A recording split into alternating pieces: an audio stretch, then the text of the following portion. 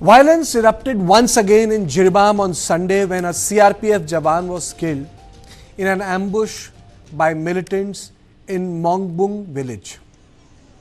3 others, including 2 Manipur police personnel, were also injured in the attack. Manipur police said that the attack was carried out by suspected Kuki militants carrying sophisticated weapons. This was also tweeted by the Chief Minister of the state, Biren Singh. Meitei Heritage Society, in a press release, condemned the killing of CRPF jawan by Kuki militants and also demanded that the Sioux pact must be scrapped. They said, we condemn the killing of CRPF jawan Ajay Kumar Jha. It was a headshot. And Jiribam is an area where violence had taken place in past. And it has led to displacement of people. Jiirbam is also like an outpost. You prevent movement of goods from Jiribam, it impacts people living in Imphal Valley. Kuki militants have also killed 12 security personnel since May 2023, and this is what Meitei Heritage Society came out, and they said, we are shocked to see some Kuki groups blaming the death of CRPF jawan on retaliatory action. So this was the first blame game openly on the killing of a fallen soldier. They made their request. I am reading out, I am putting them all on the screen. And the entire thing came down to the Sioux pact, entire thing came down to the fact that the people are being targeted by a particular community there. These charges have been made in past. And it came also down to the fact that they want to create Kuki land and other things. But the fact is, again, civil society organization came to fore. Chief Minister Biren Singh and the Governor of Manipur too condemned the attack and assured that the perpetrators will be brought to justice. Both of them also tweeted. Biren Singh said, I strongly condemn the killing of a CRPF personnel in an attack carried out by an armed group suspected to be Kuki militants in Jiirbam district today. His supreme sacrifice in the line of duty shall not go in vain. I further extend my sincere condolences to the bereaved family of the deceased soldier while praying for the speedy recovery of the ones injured during the attack. On the other hand, Kuki groups have claimed, they put out a press release, that Meitei police commandos initiated the violence by attacking Kuki villages, their volunteers, KVB, escalating retaliatory measures. Kuki INPI in a press release said that the Arambai, Tengal, UNLF, Manipur police have been attacking Kukis in Jiirbam villages, and on July 14 the CRPF also joined them in attacking innocent villagers. They allege that the CRPF personnel that lost his life was trying to pacify the Manipur police commandos. The apex body of Kukis further stated that the only way to fix the situation is by granting a separate administration for the Kukis, and also vowed that the Kukis will not be any atrocities committed against them by the Meitei groups or security forces. So they also came out with their press release. They also blamed others on their press release. So the Meitei civil society organization blamed Kukis, and the Kuki civil society organization blamed Meiteis. Both of them blamed each other. The killing in Jiirbam has heightened tension which is there, but it brings to a question all of us, that why can't there be some model that fakery can be taken care of? The fake narratives can be broken. Some sort of a release that this is incorrect. On this issue, I am joined by P.K. Mishra, former ADG CRPF. He had served in Manipur. Dr. Thangolal Haukep, Assistant Professor, JNU. Nand Kumar Sharma, Group Captain, retired. I'll straight away go to Nand Kumar Sharma. I'm saying this war of narrative is too much. Men have died there, and you have press releases blaming each other. Mr. Sharma. Kartikeya, yes. Kartikeya, firstly, my heartfelt condolence to Ajay Kumar's family and his next of kin. And also, I wish speedy recovery to the ones who had injured. My take on this subject is little different. I will not blame either the CS of both the communities. Now it's going out of hand. and very serious action is required from the central government or government of India. And I also, the condemn by the CM has no meaning. Condemn can be done by you and me who has no power in politics or in civil society. So for those who has power in politics, it must be shown by the action. I am very thankful and glad to see a CRPF officer, and I am sure CRPF officers and leadership must take it very seriously, because the incident did not happen, just did not happen. There were Kuki Village who about 25 Kuki are staying in that particular area, who is guarded by the Assam Rifles. And I believe after the attack, Manipur police wanted to conduct an operation, which was stopped by the Assam Rifles. And thereafter, the shot was fired from that side, and unfortunately, Ajay Kumar was shot on his head. It's very heartfelt, and this thing, very sorry to hear it. So now the question is, this Assam Rifle and the CRPF, they are not fighting, they are fighting against each other, one supporting the Kuki and one trying to do the operations along with the Manipur police. So this has turned into very, say, a very bad narrative or very bad sense to our security forces. So this must be looked into very seriously by the, say, the senior officers of CRPF and the Assam Rifle leadership, because such things should not happen. And as such, as you had mentioned, I was listening to your channel, and you were narrating this story of how it had happened. And it's very sad. The Jiribam, as you told rightly, it's a gateway for the Manipur. And if just 25 villagers are there and protected by Mr. Assam Sharma, Rifles, Mr. they can Sharma, have I'm a putting, dominance Mr. Sharma, over this area. Mr. Sharma, I'm Yes. putting out the statement. You know, that is why I put out the press release. I'll put out the photocopy of the press release also. I'll put out the photocopy of the press release also. Okay. You know, these are the charges made by them. You know, one part and the other part. These are the charges that have been made by them. So this has come from the Meitei Heritage, and another is the Kuki INPI.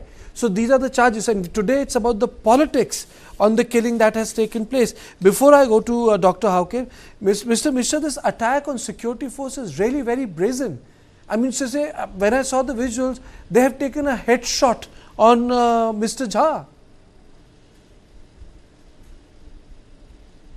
Mr. Kumar. In fact, it's not the first time it has happened. Just last month in June, there was a big clash in Jiribam. And I will tell you, Jiirbam has gone out of control. I'm very frank in telling it, whether people will like it or may not like it. Whatever may be the government cannot control a small place like Jiribam when you see the advance convoy of Chief Minister, it was penetrating last month to Jiribam. That was fired upon and they had to retreat. Jiribam has seen a lot of killing. Jiribam has seen hundreds of houses which were burnt into ashes. Jiribam has seen about 2,000 villagers who left that place and they have gone elsewhere. So Jiribam is out of control. And then Manipur is also out of control, including that of Bishnupur and Churachandpur and Tamenglong and those areas. This is a fight between Mr. Mishra, let me ask this question point blank. Why is Jiribam out of control? You know, Chief Minister was supposed to go there. Yes, the terrorists had the audacity to shoot on his cavalcade, advanced security, the liaison car. Yes. They have, why? This is all because you cannot take a strong action to control Manipur. Action is not being taken for the last so many years, and for about 1 year Manipur is burning. You find out how many persons have been killed and what has happened to Kuki houses and Meiteis all over in Bishnupur, Churachandpur and Imphal. What has gone wrong with that state? The Chief Minister, I'm sorry, the state government cannot control Manipur. And what has happened? There is a force which is working along with Kukis, and there is a police force which is taking the help of a militant group called UNLF. Can you go to that extent of taking the help of a militant group? What is happening? What has gone wrong? The chief minister cannot penetrate to his own area. He cannot visit. His cavalcade was fired upon. And I'm telling you, the weapons, it is not that it's only Kuki and Meiteis that are fighting. It is a G factor also. I repeat, it is a G factor also. All the weapons which are coming, they are coming from Myanmar, and that also being supplied by China. We must have to think it very seriously. And whatever is the deployment in Myanmar border, Manipur-Myanmar border, it should be strengthened. Of course, the fencing has started, but it should have started much earlier. But till the finishing of the fencing, I am telling you very frankly, the force which is looking after and controlling Manipur, perhaps they cannot do it. Okay, you are saying that it's out of control. Okay, fair enough, sir. I'll come back to you. I'll come back to you. I'll come back to Mr. Mishra. Dr. Haukep, this politics, I'm just taking out these two reads. One by Meitei Heritage Society, another by the Kuki INP. I mean, there has to be a limit to this politics which is done on this killing. I mean, someone needs to put a stop to this. Kartikeya, let me first express my sincere thanks to Mishra ji for a very clear and the reality that is present in Manipur right now, and he has, without any partisanship, analyzed what is happening in Manipur. So we should accept by now that Jiirbam is another Imphal. The conflict point is now in Jiribam, and Jiribam is out of control. And as soon as the violence has started, there is already a buffer zone, a kind of line between the two communities, and crossing that line is like incitation to violence. Either the Manipur police trying to do combing operations in the Kuki areas, and others, vice versa. It's not going to happen very easily. So that is why crossing this buffer zone or the borderline should not happen until peace is achieved in the whole state. So let me come back to the kind of press release you are talking about, Manipur Heritage Society. I don't know. I have not heard this kind of society which props up in WhatsApp, or which props up in Dr. Haukep. The reason, Dr. Haukep, Dr. Haukep, it's not. I have taken an example. I'm saying that there are multiple releases you get. I'm saying that this politics, the narrative politics on Manipur, when will this come to an end? There has to be some sort of a thing in countering these narratives. I'm doing today a show on the fact that CRPF jawan died in the line of duty, but there is a politics of narrative, and it is really hurting Manipur. Isn't that, Brijesh?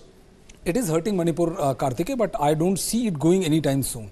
For the reason is that, there's an element of truth in both the narratives. It's not a completely black or white situation which is out there. And unfortunately, we may see a lessening of the kind of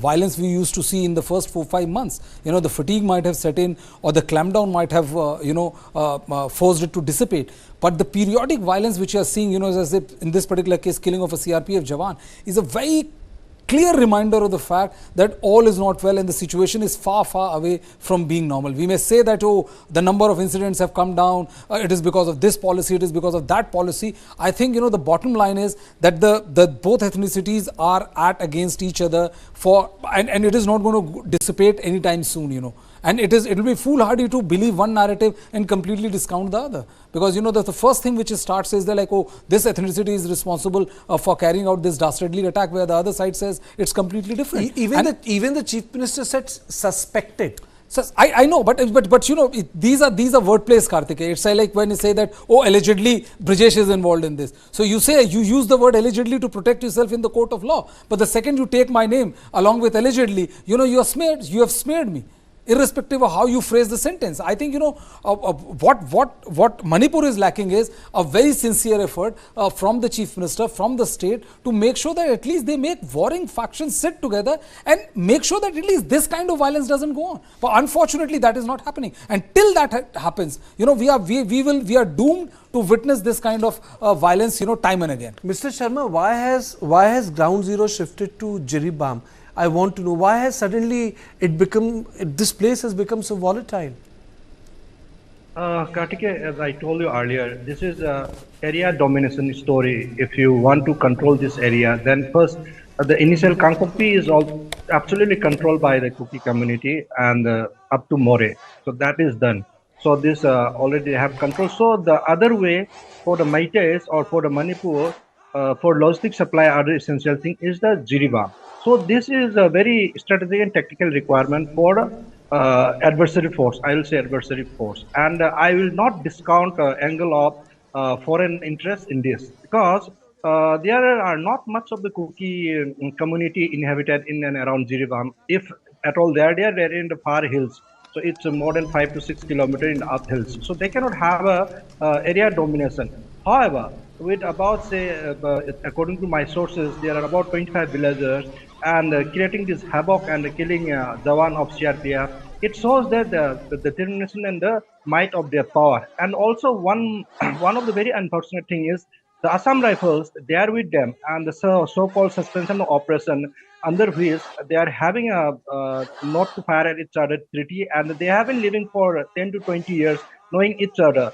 So they know each other and they don't fire to each other, and in fact they are adding. That's why this is a very serious threat to the internal national security. So the Home Ministry, of course, Biren cannot do anything because Biren is against the suspension of operation. He has recommended to the center. However, Amit Shah has not said either yes or no. Still, it's in force on ground. That's why army or Assam Rifle, they cannot do anything against this Kuki Sioux armed groups. That's why they are helpless. Until the Sioux is abrogated, they cannot do anything. So all the central security forces should be in sync, like the CRPF and Assam Rifles should be talking in terms of say coordination of operations. Similarly with the Manipur police, and irrespective of who is either it may be of any community, maybe Kuki or maybe Meitei. If they have illegal arms, they are illegal, and they should be declared as they should be banned under UAP in 1967. It is very surprising that Kuki arms groups are not banned under UAP in 1967, whereas Meitei arms groups are banned. I am not promoting or supporting Meitei arms groups. However, the day you abrogate suspension operation and they are declared under UAP in 1967, operation can be conducted smoothly and the things will smooth down, and this foreign angle will also, so you can slowly dissipate. Otherwise, it will be very difficult. This like a chicken neck of Siliguri. This Jiirbam is a chicken neck of Manipur. It will, when they bought these two roads are controlled for the Manipur, then it is very easy to cut off. So government must take it very seriously, and Sioux must be abrogated, and all the actions necessary to be taken up. Okay. Mr. Mishra, why has so much of violence taken place in Jiribam? Yes, I can well tell you. The center has been shifted from Churachandpur, Bishnupur to Jiribam, because Jiribam is the lifeline, one of the biggest lifeline for Manipur, and that to Impal from Kachar. It is bordering Kachar, and in fact the whole road it is dominated by Kukis, and in fact they want. I'm telling you a lot. It's not only Kukis. Even the people, those who came from Myanmar, they are also staying in various villages in those areas in Jiribam.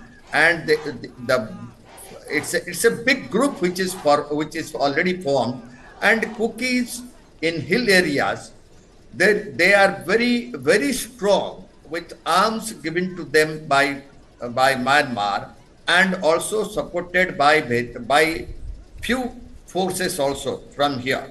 And that is how, because Churachandpur and Bishnupur things were controlled slightly by police and paramilitary forces, but they shifted it intentionally just to show that they are in force and they can command. And that is how Jiribam has become a center of gravity of all these classes which is taking place.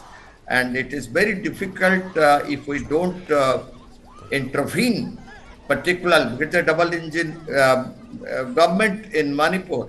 Why it is failing? I am telling you, it is a failure of command and control and law and order in Manipur particularly. Things are very bad, and the Honorable MP has clearly told that Manipur is going out of control. It is better that we should think about that. And it's not that only one CRPF constable has died. So many CRPF personnel, they have died earlier also, and a lot of security forces, they have become Sahids because of this clash between Kukis and Meiteis. And this will never come to an end until and unless it is not being looked into properly. And it's a like that of Jammu and Kashmir. You see the coordination of operation being done by army and the paramilitary forces and Jammu Kashmir police. It's not there in Manipur. It is absolutely not there. Assam Rifle goes in different way. Manipur police goes in different way. CRPF goes in different way. There are some BSF battalions also. They go in a different way. So the combination, coordination of operation is still not there. Okay. And the operation is being hampered because of this. And I can tell you, it involves shifting of I repeat very strongly, shifting of one paramilitary, one force from Manipur completely. Definitely it will come to an end.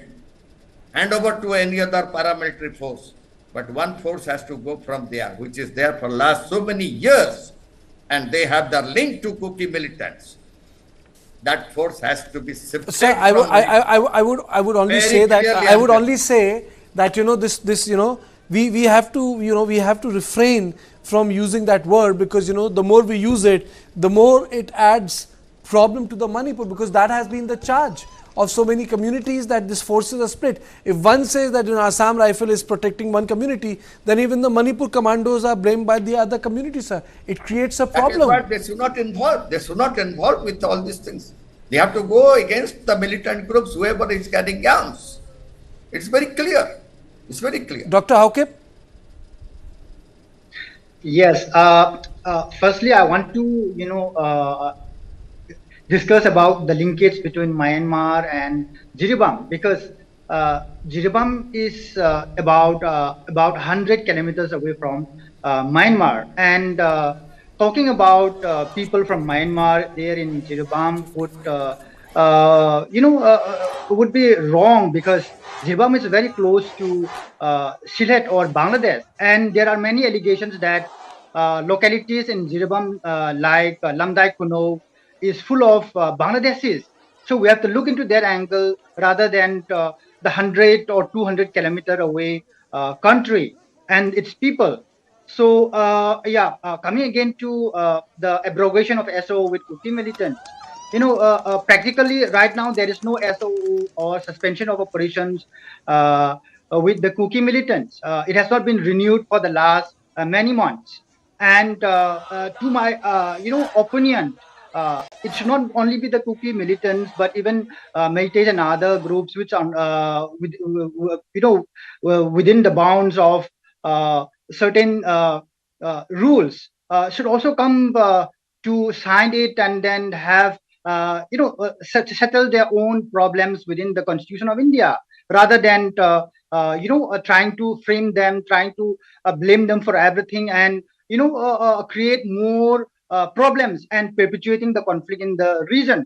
I would welcome, all groups, as I've maintained for the last 1 year, that they should come into this kind of peace agreements or signing a peace treaty with the Indian government and solve all problems within the constitution. Everyone wants development. Everyone wants to settle peacefully with their rights protected, and calling some groups to be pushed down and being attacked by the central forces. I think it's not something acceptable to my to my view, and we should go beyond all such kind of narrow and parochial kind of analysis and bring the groups together and analyze it, very realistically.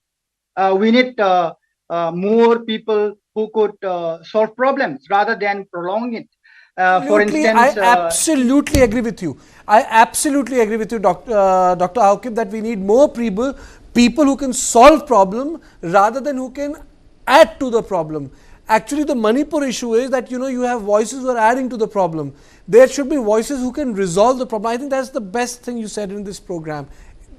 The best thing that there has to be an effort to resolve problem in Manipur, because you see, despite the best of action, despite the best effort by the government, despite the best effort by the people, you need to create a pool of people who can resolve issues, who can create a favorable position, who can create an environment whereby some sort of resolution can happen.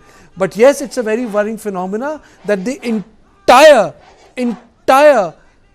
operation has shifted to Jiribam. Jiribam violence has led to a sort of a narrative war in Manipur. We criticized it at News 9. A soldier has fallen. We should all stand behind it. In fact, everyone should stand behind for the peace in Manipur. Whatever your positions might be, but it should stand for the larger peace process. And I think that is the most important thing.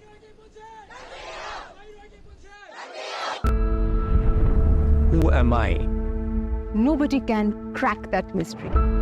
There is a certain expectation of me.